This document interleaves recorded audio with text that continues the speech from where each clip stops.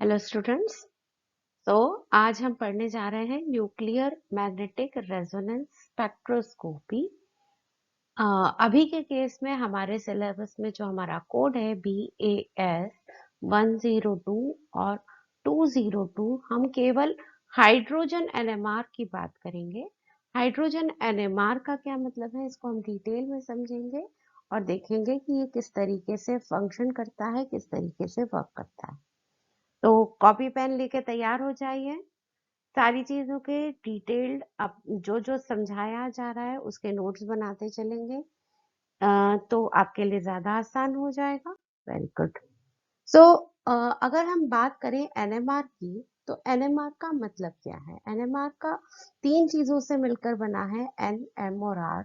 N stands for nuclear, M stands for magnetic, R stands for resonance. Nuclear magnetic resonance spectroscopy that is referred as NMR. तो ये कहाँ पर होती है? ये रिलेटेड है न्यूक्लियस से रिलेटेड। यहाँ पर किस चीज का इन्वॉल्व है? यहाँ पर इन्वॉल्व है मैग्नेटिक फील्ड का।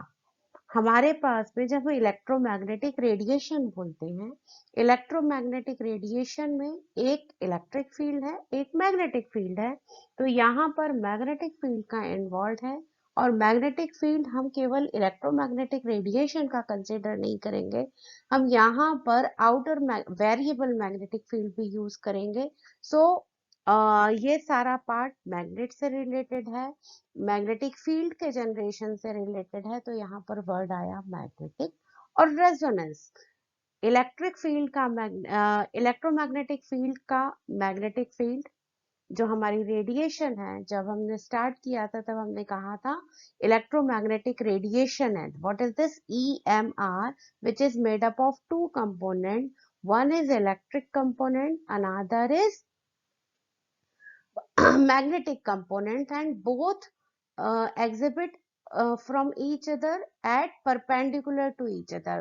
एक दूसरे के परपेंडिकुलर काम करता है। अगर इलेक्ट्रोमैग्नेटिक फील्ड और ये लाइट ऑफ प्रोपोगेशन है, तो मैग्नेटिक फील्ड अगर इस डायरेक्शन में है तो इलेक्ट्रिक फील्ड इस डायरेक्शन में होगा, एंड सो ऑन। सो यहाँ पर इलेक्ट्रोमैग्नेटिक रेडिएशन के हम मैग्नेटिक फील्ड पार्ट को कंसिडर कर रहे हैं। और बिकॉज हम यहाँ पर बात कर रहे हैं न्यूक्लियस की, न्यूक्लियस का मतलब क्या है? जब हम इलेक्ट्रॉन्स की टर्म्स में बात करते हैं, तो इलेक्ट्रॉन्स अगर एक ऊपर चला गया तो प्लस माइनस आयन बना लेगा, अगर एक इलेक्ट्रॉन कम हो गया तो पॉजिटिव आयन बना लेगा। न्यूक्लियस में कोई चेंज नहीं आएगा, एलिमेंट में कोई चेंज नहीं आएगा। पर जब हम न्यूक्लियस की बात कर रहे हैं, इसका मतलब है हम स्पेसिफिकली किसी एलिमेंट्स की बात करेंगे। और रेजोनेंस कहाँ पर होगा? इस मैग्नेटिक फील्ड का हमारा जो प्रोटॉन है, उस प्रोटॉन की जो मैग्नेटिक फील्ड होगी उसके साथ में रेजोनेंस होगा। सो बेसिक फंडा बिल्कुल सेम है जैसे कि दूसरी स्पेक्ट्रोस्कोपी का था। बेसिक फंडा क्या था? एक इलेक्ट्रोमैग्नेटिक रेडिएशन है, एक सैंपल है, जब इसकी एनर्जी और इसकी एनर्जी बराबर हो जाएगी तो एब्जॉर्प्शन होगा। किसका एब्जॉर्प्शन होगा? इलेक्ट्रोमैग्नेटिक रेडिएशन का एब्जॉर्प्शन होगा। तो यहाँ पर कब होगा? जब ये दोनों रेजोनेट करेंगे। रेजोनेट करने का क्या मतलब है? जब इसकी एनर्जी के मैच कर जाएगी, तब ये एब्जॉर्ब हो जाएगा, तब ये रेजोनेट हो जाएगा। तो अब हमें देखना है कि रेजोनेट होके होगा क्या। दूसरा, अगर हमने एलिमेंट्स की बात की, तो क्या सारे एलिमेंट्स मुझे एनएमआर शो करेंगे, या कुछ स्पेसिफिक एलिमेंट्स हैं जो एनएमआर शो करेंगे? So which element will be NMR active? Only those elements which are having spin quantum number not equals to 0. Or in case of NMR, this is referred as selection rule for NMR. Selection rule क्या है? कि कौन सा part, कौन से elements यहाँ पर NMR active होंगे, कौन से एलिमेंट्स एनएमआर एक्टिव नहीं होंगे। तो वो न्यूक्लियस जहां पर स्पिन क्वांटम नंबर 0 नहीं है, 0 नहीं है तो क्या हो सकता है? Spin quantum number can be half, plus half और माइनस हाफ हो सकता है। इसके अलावा अ, इसके अलावा इससे प्लस हाफ को अगर इंक्रीज करते जाएं 3/4 हो सकता है, 5/4 हो सकता है एंड सो ऑन। इस तरीके से हमें different quantum number, spin quantum number मिल सकते हैं। अभी के कौन से न्यूक्लियस में स्पिन क्वांटम नंबर या इनफैक्ट 1 या 2 मतलब इंटीग्रल वैल्यू भी हो सकती है। देखते हैं कैसे। अगर ऑड नंबर ऑफ प्रोटॉन है या ऑड नंबर ऑफ न्यूट्रॉन है, तब उसका स्पिन क्वांटम नंबर 0 नहीं होगा, या दोनों भी हैं, मतलब ऑड नंबर ऑफ प्रोटॉन भी है और ऑड नंबर ऑफ न्यूट्रॉन भी है, तब उसका स्पिन क्वांटम नंबर जो होगा इंटीग्रल होगा, बट ऑब्वियसली 0 नहीं होगा। और अगर 0 नहीं हुआ तो वो मेरा एलिमेंट एनएमआर एक्टिव होगा। एग्जाम्पल देख लेते हैं। अगर हम 1H की बात करें, प्रोटॉन की बात करें, इसमें केवल एक प्रोटॉन है, न्यूट्रॉन नहीं है, सिंगल प्रोटॉन है, तो ये एनएमआर एक्टिव होगा। मोस्टली जो हमारी स्टडी रहेगी वो इसी पर फोकस रहेगी। अगर हम कार्बन 13 की बात करें, कार्बन 12 की अगर बात कर ली जाएगी, तो कार्बन 12 में क्या है, 6 प्रोटॉन है और 6 न्यूट्रॉन है, तो यहाँ पर दोनों इवन नंबर में है, तो ये कार्बन 12 एनएमआर इनएक्टिव होगा। जबकि अगर कार्बन हम 13 की बात करें, तो कार्बन 13 में क्या है, कार्बन 13 में 6 प्रोटॉन्स हैं प्लस न्यूट्रॉन्स कितने हो गए, यहाँ पर 7 न्यूट्रॉन्स हो गए, तो ये मॉलिक्यूल क्या होगा, एनएमआर एक्टिव होगा।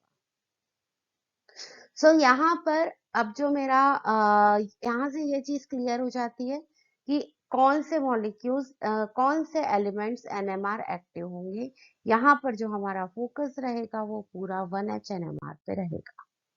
अब हाइड्रोजन की बात करें तो हाइड्रोजन तो मैग्नेटिक नहीं है, फिर वो कैसे काम चलेगा। बट अगर हम एक हाइड्रोजन की बात करें तो उसके पास में अपना एक वेरी वीक मैग्नेटिक स्पिन है। जब हमारे पास में एक प्रोटॉन है, इस प्रोटॉन को, ये प्रोटॉन कैसा है, इसका या तो स्पिन क्लॉकवाइज है या स्पिन एंटी क्लॉकवाइज है। स्पिन क्लॉकवाइज है या एंटी क्लॉकवाइज है, और अगर हम इसे मैग्नेटिक फील्ड के बीच में रख दे, तो या ये उसके against the field line up हो सकता है या within the field line up हो सकता है। Obviously this will require the low energy and this will require the high energy. So अब यहाँ पर इस मैग्नेट का, जो किसका मैग्नेट, जो प्रोटॉन का मैग्नेट है, जो प्रोटॉन का मैग्नेट क्यों हो गया, क्योंकि ये एक चार्ज पार्टिकल है और ये चार्ज पार्टिकल कंटिन्यूअसली सर्कुलेट कर रहा है क्लॉकवाइज डायरेक्शन में या एंटी क्लॉकवाइज डायरेक्शन में, but it is continuously circulating. और जब भी एक चार्ज बॉडी कंटिन्यूअसली सर्कुलेट करती है तो वो एक मैग्नेटिक फील्ड जनरेट करती है, ऐसा हमारे पास में प्रीवियस नॉलेज है। सो ये मैग्नेटिक फील्ड, इसका मैग्नेटिक फील्ड इस मॉलिक्यूल, इस हमारे मैग्नेट, इसके साथ में, मैग्नेट के साथ में दो तरीके से लाइंड अप हो सकता है। सो अब अगर ये मैग्नेटिक फील्ड है, ये, अब समस्या क्या है, प्रॉब्लम क्या है, प्रॉब्लम ये है कि मेरा जो प्रोटॉन है वो प्रोटॉन बेयर नहीं है। ऐसा नहीं है कि केवल मेरे पास में हाइड्रोजन है और हाइड्रोजन का अकेले का मैग्नेटिक फील्ड है। मेरा ये हाइड्रोजन के साथ में क्या क्या चीजें हैं, मेरे इस हाइड्रोजन ऑब्वियसली इसके किसी न किसी से बॉन्डेड है। अगर एक ऑर्गेनिक मॉलिक्यूल है तो कार्बन से बॉन्डेड है। यहाँ पर ये वाला कार्बन इससे बॉन्डेड हो, हाइड्रोजन, 3 हाइड्रोजन इससे बॉन्डेड है, फिर ये है, यहाँ पर कोई भी फंक्शनल ग्रुप हो सकता है, फंक्शनल ग्रुप OH हो सकता है, फंक्शनल ग्रुप एल्डिहाइड हो सकता है, फंक्शनल ग्रुप ईथर हो सकता है, फंक्शनल ग्रुप क्लोराइड हो सकता है। मतलब यहाँ पर अगर मैं इस हाइड्रोजन की बात कर लूं तो ये वाला हाइड्रोजन केवल इसका मैग्नेटिक फील्ड केवल इसके मैग्नेटिक फील्ड के ऊपर डिपेंड नहीं करेगा। अगर मैं इन दोनों एग्जांपल्स की बात करूं, let's do with one example.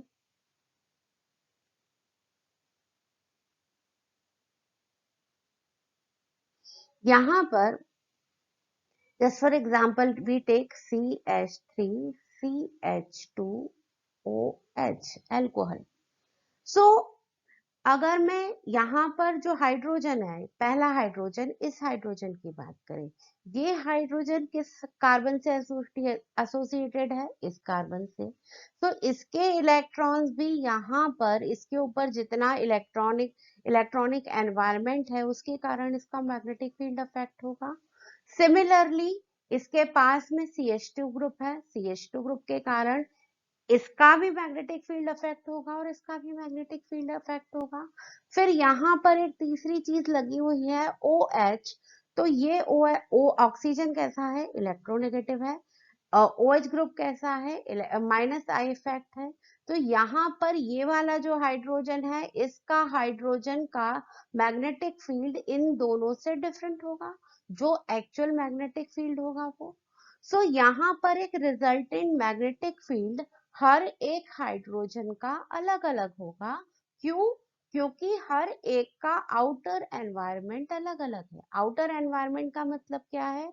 Outer environment का मतलब है कि कितना ये कोई हाइड्रोजन किस तरीके के कार्बन से जुड़ा हुआ है, या उसका नेबर में किस तरीके का एलिमेंट है।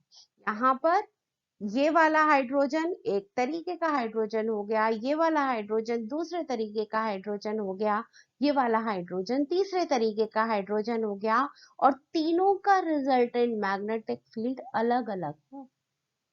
अब ये मैग्नेटिक फील्ड अब हर एक प्रोटॉन का अलग अलग हो गया बिकॉज ऑफ देयर इंटरनल। तो यहाँ पर ये इस तरीके से अपने अपने ऑर्बिट में घूम रहे हैं, इनका अपना एक मैग्नेटिक फील्ड जनरेट हुआ है। हमने अब क्या किया? हमने इसे एक आउटर मैग्नेटिक फील्ड में रखा। मतलब मेरे पास में ये एक सैंपल था, यहाँ पर हमने एग्जांपल लिया था किसका? अल्कोहल का, इथाइल अल्कोहल का। इस सैंपल को हमने एक आउटर मैग्नेटिक फील्ड में रखा, और ये आउटर मैग्नेटिक फील्ड के कारण इनका कुछ रिजल्टेंट मैग्नेटिक फील्ड आया। जैसे अब यहाँ पर इसको हम कैसे ले सकते हैं? और फिर हमने इसको यहाँ पर फ्रीक्वेंसी थी which is RF frequency. RF frequency. तो अब हमें करना क्या है? इसका पूरे का मैग्नेटिक फील्ड, ये पूरा मैग्नेटिक फील्ड इस फ्रीक्वेंसी के बराबर करना है, तब वो रेजोनेंस होगा। और जब रेजोनेंस होगा तो क्या होगा? जो मेरा स्पिन प्लस हाफ था वो स्पिन माइनस हाफ हो जाएगा। मीन्स जो अलाइनमेंट इसका लो एनर्जी अलाइनमेंट था, वो energy alignment because it will turn to the higher energy. यहाँ पर हम उसको मॉलिक्यूल को एनर्जी मिल गई, मॉलिक्यूल को प्रोटॉन को एनर्जी मिल गई, तो वो हाई एनर्जी में कन्वर्ट। अब ये हो कैसे रहा है, इसको फिर से समझ लेते हैं। यहाँ पर हमने जो इस टेस्ट ट्यूब में, इस क्यूबिट में हमने सैंपल मॉलिक्यूल रखा है। अगर हम बात करें यहाँ पर जो हमने एग्जांपल लिया था, वही एग्जांपल लेके चलते हैं, CH3 CH2OH, ठीक है, जिसमें हमने कहा कि एक मॉलिक्यूल का रिजल्टेंट अलग अलग है। हमें करना क्या है? हमें यहाँ पर एक हमने आउटर मैग्नेटिक फील्ड लगाया। आउटर मैग्नेटिक फील्ड कैसा है? ये मैग्नेटिक फील्ड वेरिएबल है। अब मेरे पास में यहाँ पर, बिकॉज हम दो चीजें यूज कर रहे हैं, जब हम नॉर्मल यूवी स्पेक्ट्रोस्कोपी और IR स्पेक्ट्रोस्कोपी देख रहे थे, वहां पर इलेक्ट्रिक फील्ड यूज कर रहे थे, तो हमने केवल क्या वेरिएबल लिया था? हमने वेरिएबल लिया था, एक रेंज ली थी कि यहाँ से यहाँ तक की रेंज, इलेक्ट्रोमैग्नेटिक रेडिएशन की रेंज अगर हम ले रहे हैं, तो यहाँ से यहाँ तक की रेंज में ये किस तरीके से वेरी करता है। But in case of NMR हम दो चीजें यूज कर रहे हैं, एक मैग्नेटिक फील्ड और दूसरा RF फ्रिक्वेंसी। सो इन दोनों के केस में जब हम बात कर रहे हैं कि दो वेरिएबल हो सकते हैं, तो हमारे लिए क्या कंफर्टेबल है? हम इसको फिक्स रखते हैं और इसको वेरिएबल रख देते हैं। क्यों? अब अलग अलग एनएमआर स्पेक्ट्रोफोटोमीटर अलग अलग फ्रीक्वेंसी पे ऑपरेट करते हैं। जो फ्रीक्वेंसी यूज की जा सकती है वो 40 मेगाहर्ट्ज से 400 मेगाहर्ट्ज तक, even more up to 800 megahertz तक भी ये फ्रीक्वेंसी यूज की जा सकती है। और जितनी ज्यादा इसकी फ्रीक्वेंसी रहेगी उतना हमें बहुत clear magnetic field, clear NMR spectra देखने को मिलता है। तो come back to the procedure, come back to the principle. अब मेरे पास में यहाँ पर तीन CH3 CH2OH, मेरे पास में यहाँ पर तीन तरीके के हाइड्रोजन है जिसको मैं कह देती हूँ A, B और C। ये तीनों तरीके के हाइड्रोजन सपोज अलग अलग फील्ड, हम एक 10 की स्कैन पे हमने यहाँ पर जो फ्रीक्वेंसी लगाई है उसे हम कह लेते हैं कि मैंने 100 की फ्रीक्वेंसी लगाई है। और इनका रिजल्टेंट मैग्नेटिक फील्ड कितना है, इसका सब हम मान लेते हैं इसका मैग्नेटिक फील्ड है 60, इसका मैग्नेटिक फील्ड है 40 और इसका मैग्नेटिक फील्ड है 20। ये इनका अपना मैग्नेटिक फील्ड जनरेट हो रहा है। तो अब मुझे किसके रेजोनेट करना है, इसको मुझे कहां तक लेके आना है, इसको मुझे 100 तक लेके आना है। क्यों 100 तक लेके आना है, क्योंकि जब मैंने RF फ्रिक्वेंसी है वो RF फ्रिक्वेंसी मैंने क्या सेट की है 100 तक। तो इसके लिए मुझे वेरिएबल मैग्नेटिक फील्ड कितना लगेगा, इसके लिए मैग्नेटिक फील्ड मुझे लगेगा 40, इसके लिए मुझे मैग्नेटिक फील्ड लगेगा 60 और इसके लिए मुझे मैग्नेटिक फील्ड लगेगा 80। तो यहाँ पर मैंने वेरी क्या किया, वेरी मैंने केवल ये पार्ट किया जो मेरा मैग्नेटिक फील्ड है, जो मैं आउटर मैग्नेटिक फील्ड यहाँ से लगा रही हूँ। ये वाला पार्ट कहाँ से आया, ये वाला पार्ट मेरा पार्ट है इस मॉलिक्यूल के अंदर जो रिजल्टेंट मैग्नेटिक फील्ड फील हो रहा है अलग अलग तरीके के हाइड्रोजन को। मेरा ये वाला पार्ट कहाँ से आया, ये मेरा पार्ट है RF फ्रिक्वेंसी का।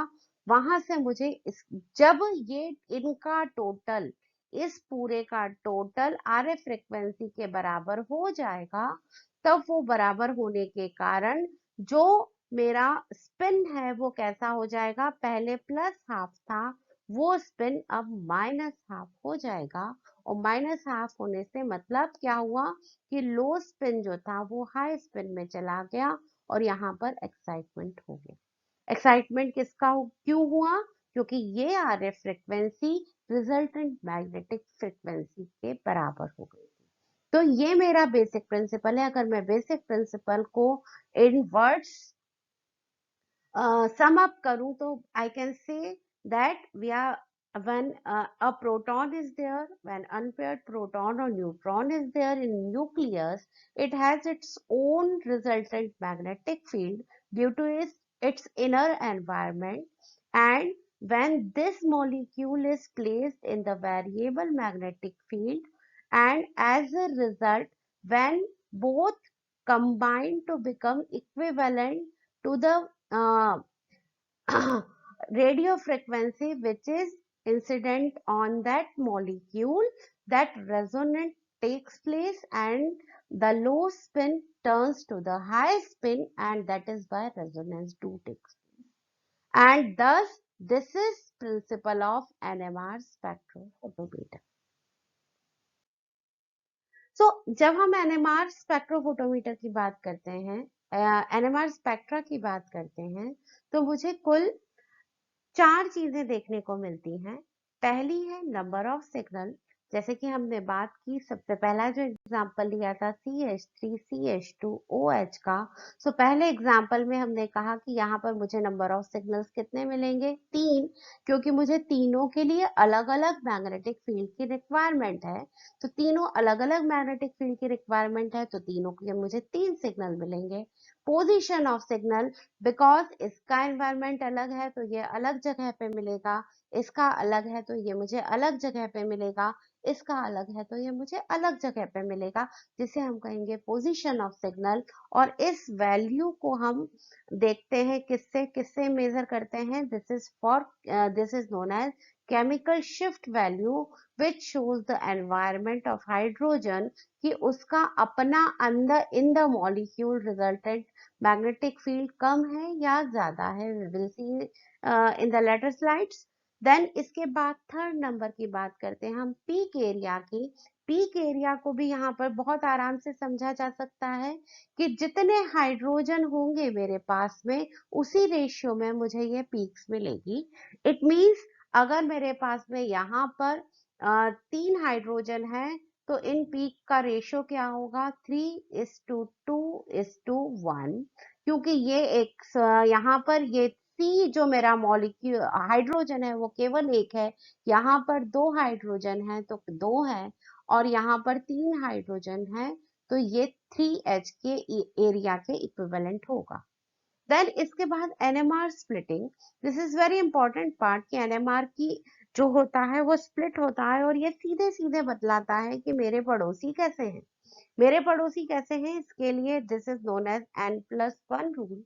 N+1 रूल ये कहता है, इसको हम और डिटेल में देखेंगे कि ये होता क्यों है. अभी के लिए हम इसको छोड़ेंगे भी नहीं. अभी के लिए कि N+1 रूल मेरा ये कहता है कि जैसे यहाँ पर 2 हाइड्रोजन थे तो इस वाले स्पेक्ट्रा के लिए यहाँ पर N की वैल्यू हो जाएगी 2, क्योंकि यहाँ पर 2 हाइड्रोजन है तो यहाँ पर ये कितने में टूटेगा, ये 3 में टूटेगा, जिसे हम कहेंगे ट्रिपलेट. ये वाला जो बी लाइन है ये कितने में टूटेगी, यहाँ पर हम बात करें कि total number of hydrogen neighbouring hydrogen कितने हैं, तो यहाँ पर 3 हाइड्रोजन है, यहाँ पर 1 हाइड्रोजन है, इसको भी नहीं छोड़ना है, तो ये 4 हाइड्रोजन हो गए. तो ये 4+1, इसके लिए n की वैल्यू क्या हो गई 4. N+1 इज 4, n की वैल्यू 4 हो गई तो ये टूटेगा पेंटेट में. यहाँ पर हम इसको लिख सकते हैं मल्टीप्लेट. एंड फिर अगर हम इस हाइड्रोजन की बात करें तो ऑब्वियसली स्प्लिटिंग यहाँ पर भी होगी, और यहाँ पर इसके पास वाले कार्बन पर कितने हाइड्रोजन है 2 हाइड्रोजन है, तो ये कितने में टूट जाएगा 3 में, which will be known as triplet. तो this is generalization of NMR spectra की एक एनएमआर स्पेक्ट्रा से हमें क्या क्या मिलता है. This is referred as generalization of spectra. Exam में जब क्वेश्चन आएगा तो एग्जाम में क्वेश्चन किस किस तरीके से आ सकता है. Generalize the NMR spectra, what kind of information we get from the NMR spectra, what are the how you can determine the information from a molecule to and NMR spectra and so on. तो इन चीजों का ध्यान रखेंगे. अब यहाँ पर थोड़ी सी practice करेंगे इनको और डिटेल में समझने के लिए, ताकि हमारे लिए चीजें आसान हो जाए. पहला मॉलिक्यूल लेते हैं. This is CH3CH2Cl. How many signals you will get, that is 1 and 2. Then ये इनका एरिया का रेशो क्या है. पहला हम क्या लेंगे नंबर ऑफ सिग्नल, दूसरा एरिया का रेशो, तो ये रिप्रेजेंट करेगा 3H को, ये रिप्रेजेंट करेगा 2H को. अब इनकी स्प्लिटिंग कैसे होगी. स्प्लिटिंग इसके लिए यहाँ पर n की वैल्यू क्या हुई 2, तो ये कितने में टूटेगा N+1, 2+1 3, तो ये टूटेगा ट्रिपलेट में. इसको हम स्मॉल t से डिनोट करेंगे. और यहाँ पर इसके पास में कितने हाइड्रोजन है, इसके पास के कार्बन पर 3 हाइड्रोजन है तो ये टूटेगा 4 में. तो ये this will be denoted by Q which is for quartet. तो यहाँ पर मेरे पास में 3 चीजें हो गई. केमिकल शिफ्ट की बात हम अभी नहीं कर रहे हैं प्रैक्टिस के लिए, इसको हम और डिटेल में बाद में देखेंगे. सो नेक्स्ट मॉलिक्यूल लेते हैं.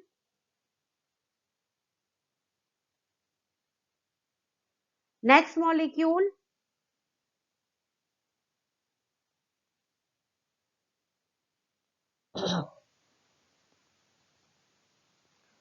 अब मॉलिक्यूल ले लेते हैं CH3, fifth one CH3 whole twice double bond CH. चलिए बात करें इसकी. यहाँ पर कितने सेट ऑफ प्रोटॉन है?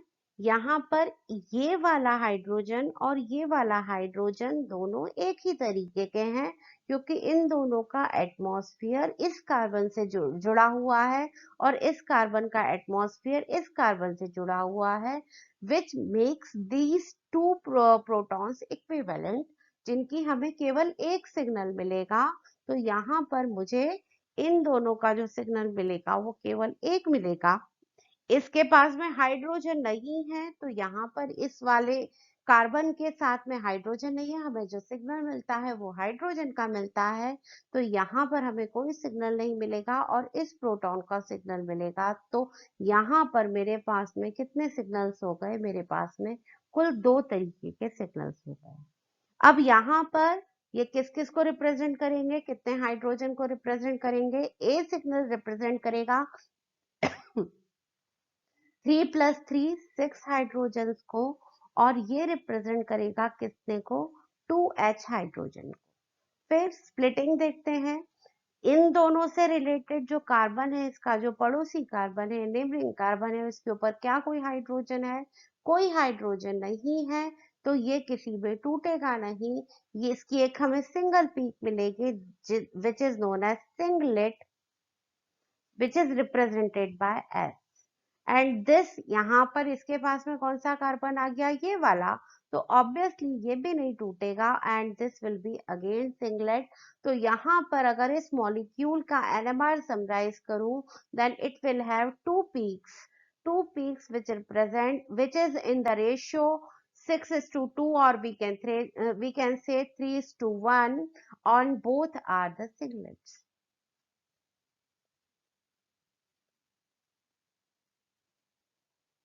एक एग्जांपल और ले लेते हैं यहाँ पर। ये एग्जांपल्स हमें मदद करेंगे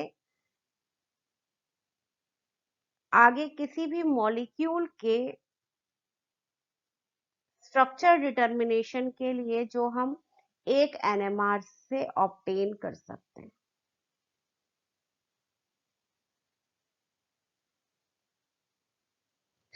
चलिए इसमें पता लगाते हैं इसका एनएमआर हमें कैसा देखने को मिलेगा। ये 3 चीजें मुझे एनएमआर में कैसे देखने को मिलेंगी।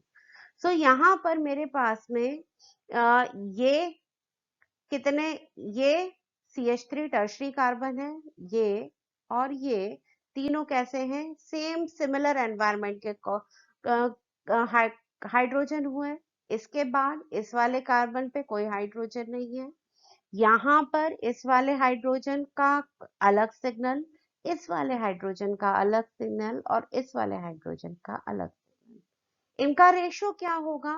ये रिप्रेजेंट करेगा 9H को, क्योंकि यहाँ पर टोटल नंबर ऑफ हाइड्रोजन कितने हो रहे हैं? 3 + 3 + 3 9। ये रिप्रेजेंट करेगा 2 हाइड्रोजन्स को, ये रिप्रेजेंट करेगा 2 हाइड्रोजन्स को, और ये रिप्रेजेंट करेगा 1 हाइड्रोजन। और इसके साथ में चलिए यहाँ पे स्प्लिटिंग भी देखते हैं। ये 9 हाइड्रोजन जिस कार्बन से जुड़े हुए हैं, क्या इसके पास में कोई हाइड्रोजन है? इसके पास में कोई हाइड्रोजन नहीं है, तो ये होगा सिंगलेट।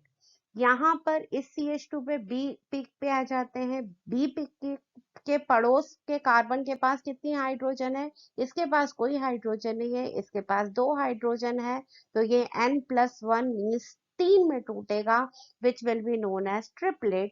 ये ये वाला सी पीक कितने में टूटेगा? सी पीक टूटेगा 2 + 1, 3 यहाँ पर हाइड्रोजन है, तो ये टूटेगा 4 में, विच इज क्वाड्रेट। और अगेन ये वाला हाइड्रोजन कितने में टूटेगा? इसके पास के कार्बन पे 2 हाइड्रोजन, तो ये कितने में टूटेगा? 3 में टूटेगा। That will be triplet. तो अभी की प्रैक्टिस के लिए इतना ही। In next video we will discuss in detail chemical shift क्या होता है, और इसके साथ में केमिकल शिफ्ट क्यों होता है, उसकी वैल्यूज क्या है, वो वाला पार्ट अभी तक हमने डिस्कस नहीं किया। प्लस ये स्प्लिटिंग होती क्यों है, और उसके साथ में कि अगर मेरे पास में एनएमआर डेटा है, तो एनएमआर डेटा से मैं स्ट्रक्चर इलुसिडेशन कैसे कर सकती हूँ, ये चीज हम देखेंगे किसमें, नेक्स्ट वीडियो में। Thank you.